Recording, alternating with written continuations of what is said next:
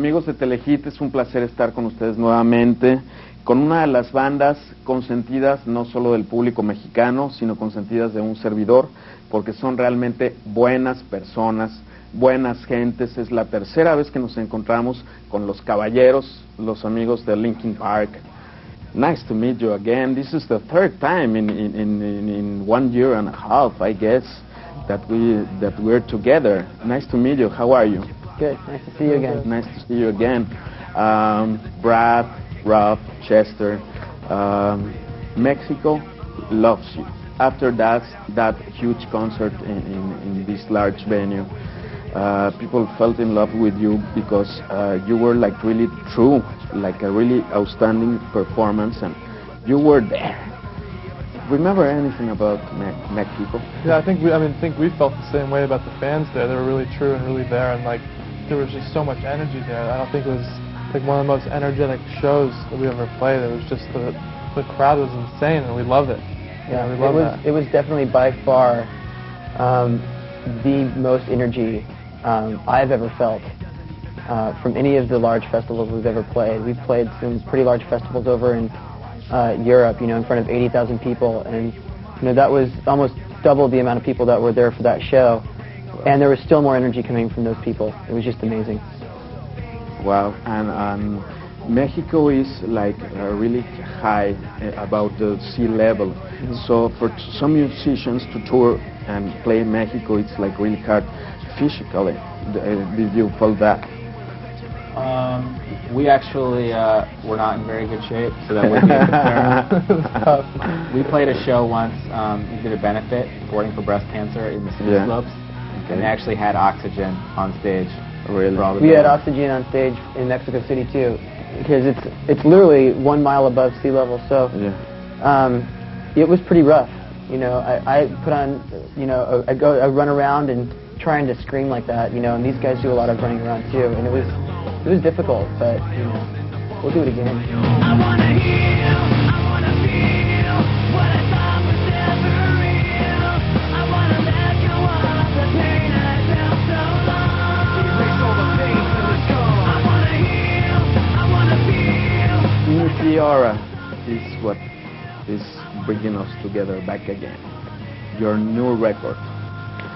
When I was listening, I want to tell you a little story, because the people from Warner Brothers put together a group of journalists and from all over the world, and we were in a room here, and they put on top the music level, and suddenly in between the songs from the rooms beside our room, there were like people banging on the door, and people banging on the walls. So it was a nice test that it's a record that could, could make angry the neighbor.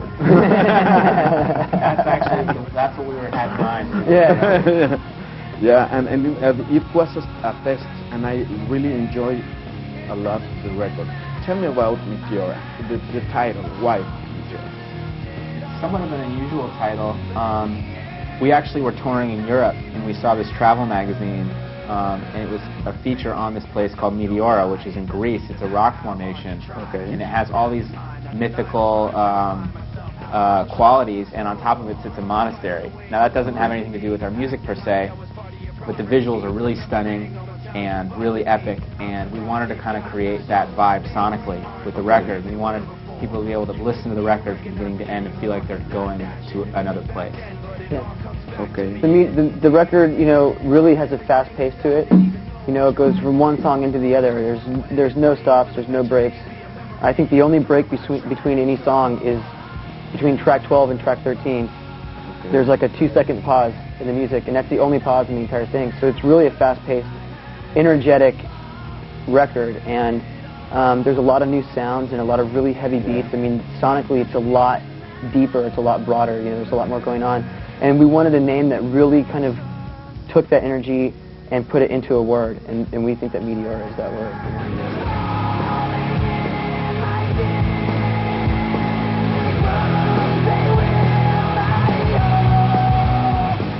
When I was listening to the record, I thought one word: craftsmanship. It's really detailed. what's in the search for new sounds? What catches your ear? Well, I mean, we sample a lot of different things. I mean, we did the same kind of thing on Hybrid Theory, but we're always searching for like different sounds. And on one of the songs on this record, you can hear there's one song with acoustic guitar, first single, Somewhere I Belong. Yeah.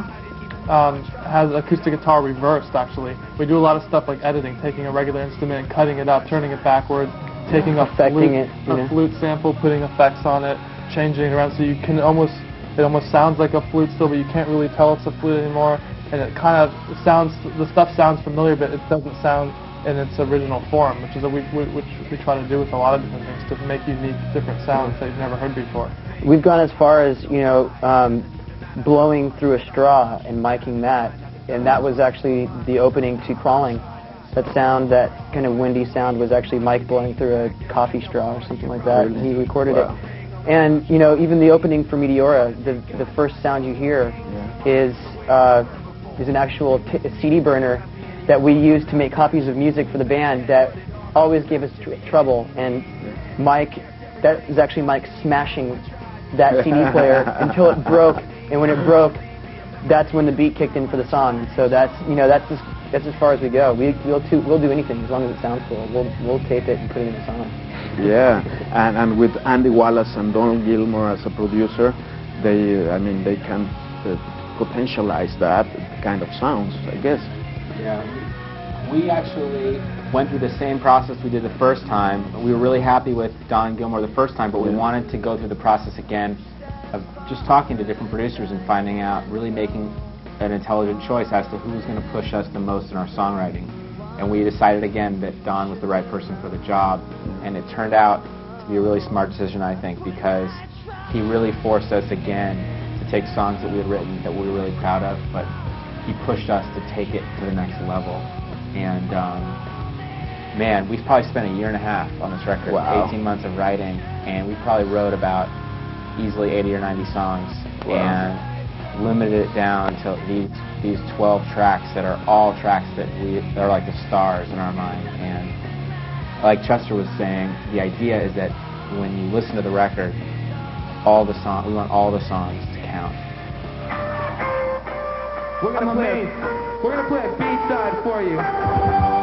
Something that's not on the album. I made it onto the B-side and One Step Closer here in the UK. Check it out, it's High Voltage. I've been digging in the crates ever since I was living in space. Before the rat race, before monkeys had human shapes. I mastered numerology and Big Bang theology. Before lobotomies with telekinetic psychology. Invented a mic so I can start president. 10 second hits to make my point like an impressionist. Many men have tried to shake us, but I switch my chords to double helixes and show you what I'm made of. I buckle these like leg braces, cast a spell of instrumentalness on all of these MCs who rate us. Try on, leave me without a shoulder to cry on. From now to infinity, let icons be bygones. I fire on, ghosting notes on this. I try threats, but moved on to a promise. I stop shit, listen without an accomplice. Run the gauntlet with whoever they want this. This is the unforgettable sound. Bringing you up and taking you down. Coming at you from every side. Mixing the rhythm and rhyme collide. I put a kick in the backbone, the clones with microphones. Never satisfy my rhyme shows. Slaying bright day over what you might say. My blood touch Scarlet, Texas homicide bay. On highways, right with road rage. Cages and wind in cages and chairs that bounce all around. Surround sound. Survival bring the scenes. Criminal gangrene. Paintings over all the same things. Sing song karaoke, copy bullshit. Break bones, barely with sticks and phone tactics. Fourth dimension, combat convention. Black vibes, I need more attraction than attention. Set to put you away with a pistol official. 16 lines of rhyme missile. While you with your arm, I'll pick it all your flaws. Pick it all, blah, blah, blah. You can say you saw. This is the unforgettable sound. Bringing you up and taking you down. Come on at you from every side. Making the rhythm of rhyme alive. This is the unforgettable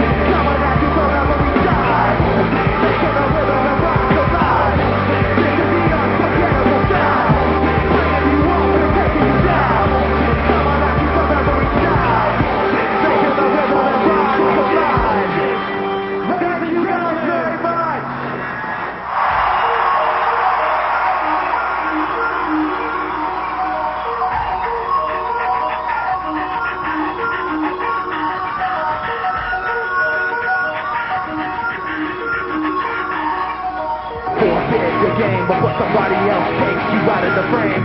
Put your name to shame, cover up your face. You can't run a race, the pace is too fast, you just won't last.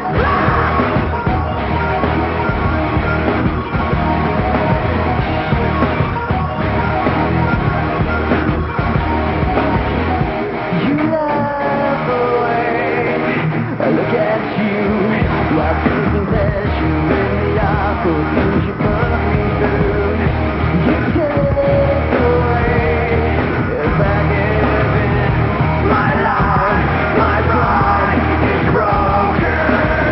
You like to think you're never wrong. You live what you learn. You have to act like you're someone. You live what you learn. You want the ones you hurt like you. You live what you learn. You wanna tell what you've been through. You live what you learn.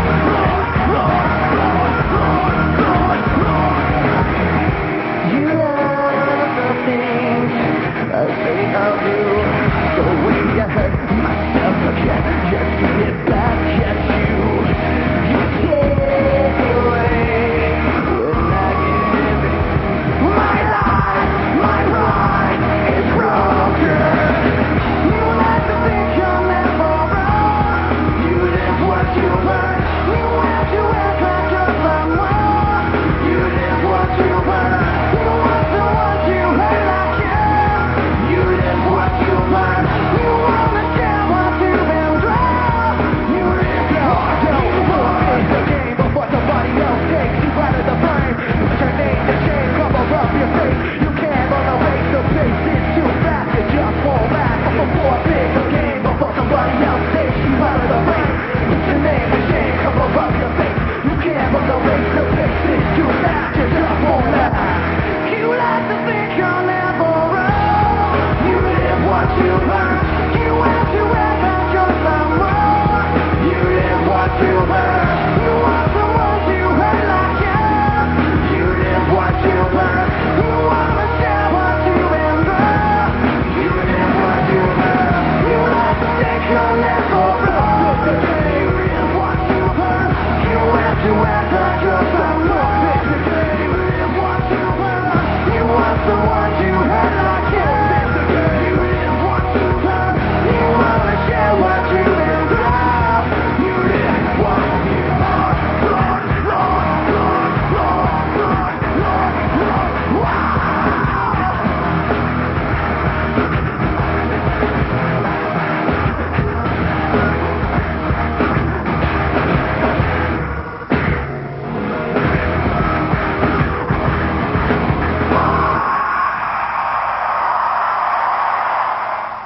Wow. When I was listening to the single, I noticed this kind of DH, kind of U2-ish arpeggio going on. Last time we met, we talked about guitar riffs, and you told me about DH. Lyric-wise, what has changed? You know, you learn a lot as a songwriter. Yeah, you know, there's a thread that I think lyrically will always be. There will be a thread that goes through all of our lyrics, you know, through all of our albums. It's just a different perspective, per se, on all these different emotions. Lyrically, I think the lyrics are a lot more mature. I think they're a lot. How old are you? I'm 26, and I'm the oldest, so that's just kind of really. Yeah. So. I'm 23, gonna be 24. And he's the youngest, so. Wow. So we don't have that much. Yeah, no, but I'm just we saying. have more than I'm we just did saying. last I'm just saying, like, you know, we all have these. You know, Mike and I have these emotions that we write about, and we take certain instances in our own experiences, and we try to write about them and create them and put them down lyrically to where it doesn't just. It's not just, you know, confessing a situation, but it's explaining the emotions of that situation to where people can attach those things to their own lives and their own different situations to give them their own perspective on things. So, you know, I think lyrically will always be the same in that sense, but it'll just be a different perspective in each album. You know, there's a lot more optimism, I think, in some of the songs in this record. There's a lot more hopelessness, I think, in some of the songs on this record. I think it takes you all the way from the dark to the light side of things, and that's really where I think we focused on this record. So you're kind of in the middle, and the emotion leads the way, kind of? Kind of, yeah. I mean, that's really why Mike and I prefer to have the songs almost written to their complete, finished form before we even start thinking about melodies or thinking about anything else. Before that, we're thinking about, you know, which guitar part would work better and which snare sound is better, you know, and then once that gets there, then the emotion, all of a sudden you feel it. Like when a part in a song comes together, everybody goes, oh, you know, that's good, and then you feel the emotion that evokes, and we'll start to create melodies around that, and then we'll use the melodies to evoke another emotion, which will pour out lyrics. And what ends up happening is we don't have any preconceived or any premeditated ideas before we write, but when the record's finished, it kind of reveals itself, and we kind of go, wow, you know, I really attached to these words, and I didn't even write them. Mike wrote them, and they make me cry when I listen to them or something. You know, it's just something that that when it's finished, it kind of reveals itself to us, and it has a deeper meaning than it did even when we were writing it. So. I tried so hard and got so far, but in the end, it doesn't even matter. It's great to have all the members of the band to, you know, inspire you and make it like a feedback. Absolutely, absolutely. The band is a extremely cohesive unit that has a lot of talent, and we can bounce back and forth from each other, you know. Yeah.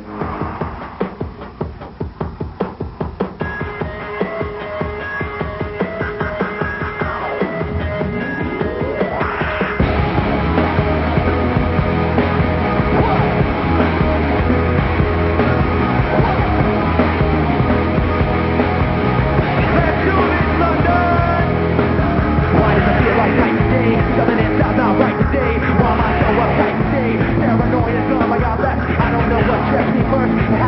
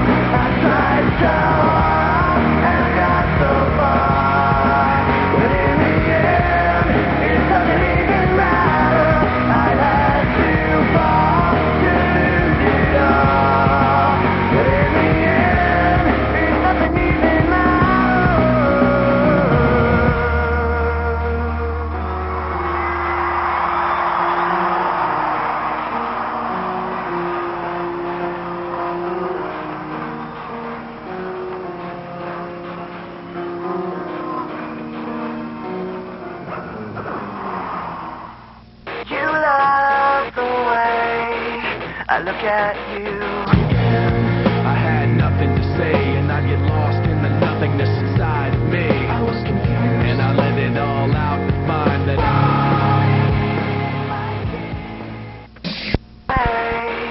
I look at you. I had nothing to say, and I get lost in the nothingness. And as a factory, who's making the cover art right now?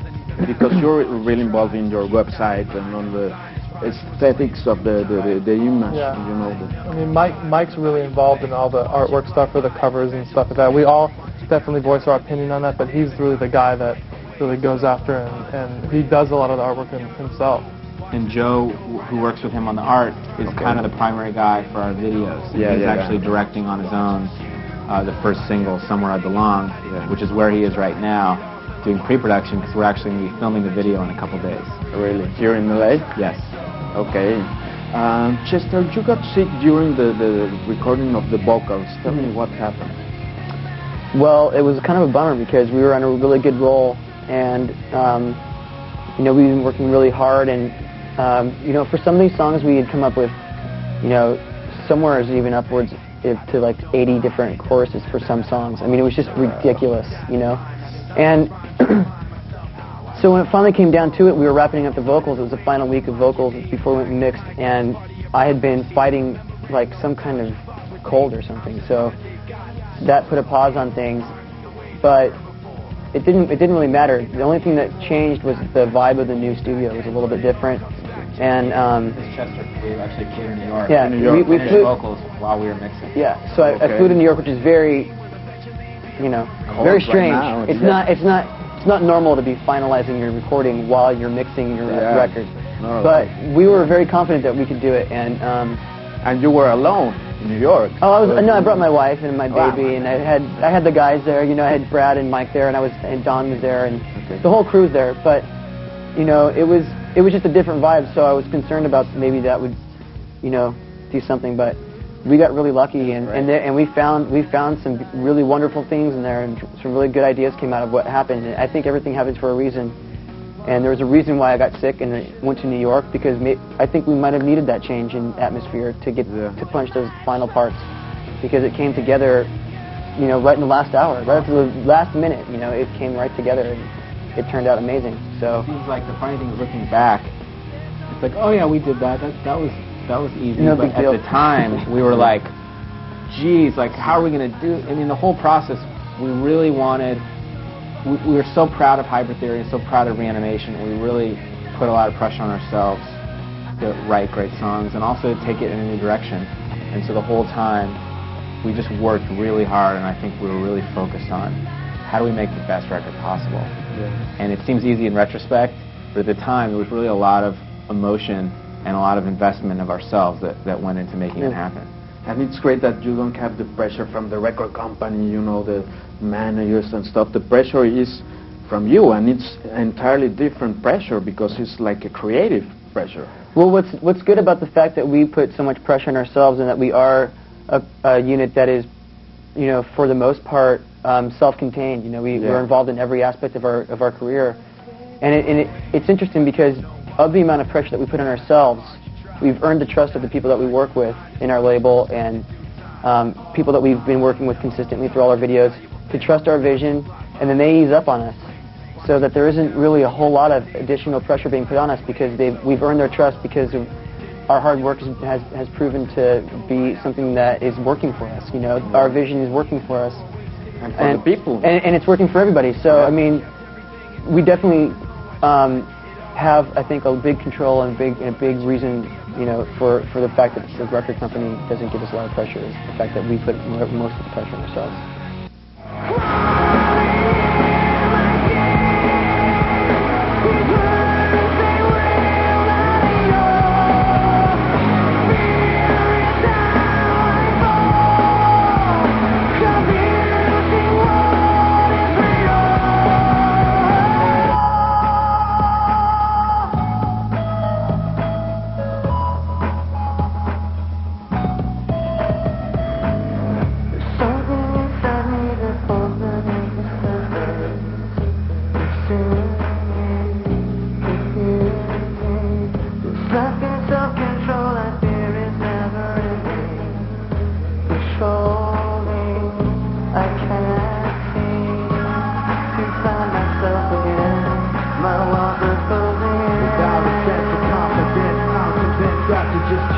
pressure to take.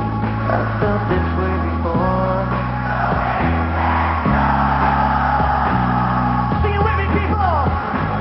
Crying in my skin. These words, they will not own. Fear is how I fall. Confusing what is real. Discomfort endlessly has pulled itself upon me. Distracting, reacting against my will. I stand beside my own reflection. It's haunting how I can't seem to find myself again. My walls are closing in. Without a sense of confidence, I'm convinced after just too much pressure to take. I felt this way before. So insecure.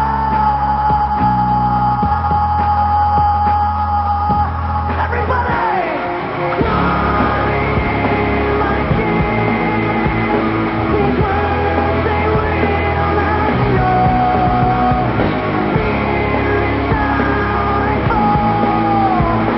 Confusing what is real. Crying in my skin. These words, they will not show. Fear is how I fall. Confusing what is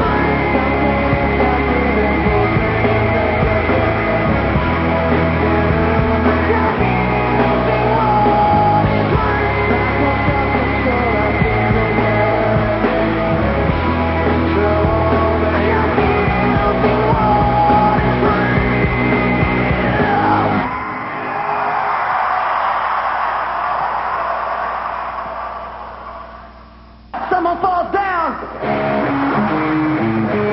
That's important information. With that said, let's do this, people. Come on.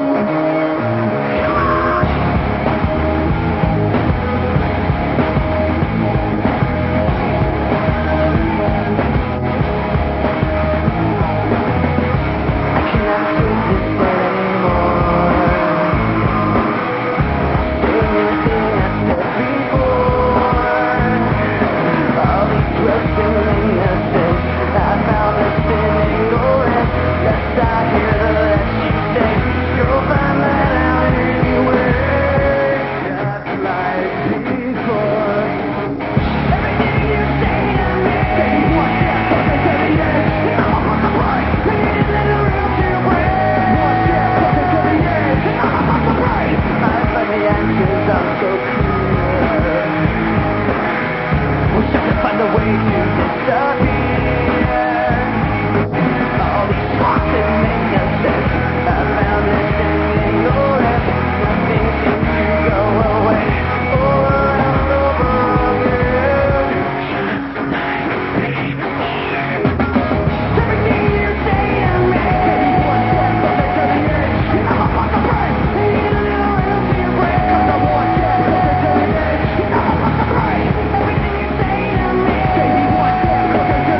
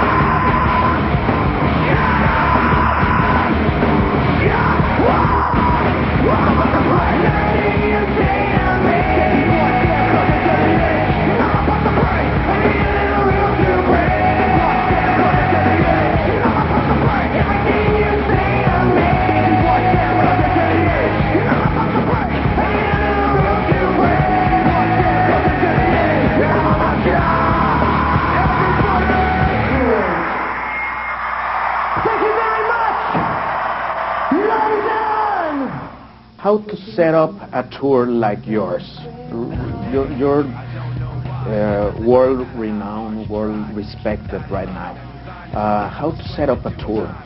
Well, fortunately, we have a lot of great people we work with that help us kind of go through the routing and planning of a tour, but we want to really just get to as many places as we can and tour as much as possible and get to a lot of the places that we didn't really get to go on the last tour. We toured for two years straight last time, and we didn't hit every place that we could have gone, so we definitely want to try and get to those places that we didn't get to last time. The tour that we started in the United States last year, Project Revolution, we're going to be doing it again, and this time we're going to try to make it a worldwide revolution and actually take that concept and bring that tour around the world as much as we can.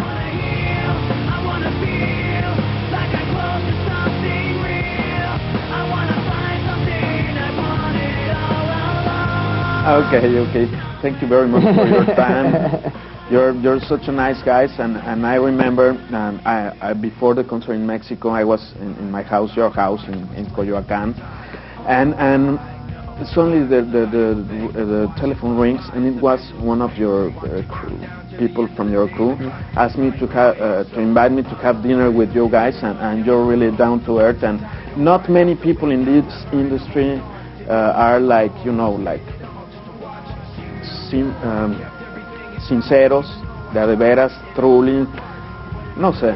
I can say many of the good things about you because you're such a nice guy, and the music reflects that. And I love the album. Por favor, cómprenlo. Se llama Meteora. Está muy bueno el nuevo disco de Linkin Park, su tercero, después de Reanimation. There will be like remixes, reanimators for the future. We don't know. I mean, that was something that was in a vision that popped in our heads after we made Hybrid Theory. We thought it'd be interesting to see how that would work. If it happens in the future, we don't know. It was a big pipe dream that we put together really on our own. So, Okay. Well, por favor. Entonces, muchísimas gracias a México y queremos tocar las canciones nuevas en México tan pronto. Entonces, hasta algo. Perfecto. Muchas gracias, amigos. Chester, Rob, Brad. My respect for you guys. Thank you. Gracias. Esto es un especial más desde Los Ángeles, California, con Linkin Park. Nos vemos pronto. Yo soy Lino Nava y esto es Telehits. Bye.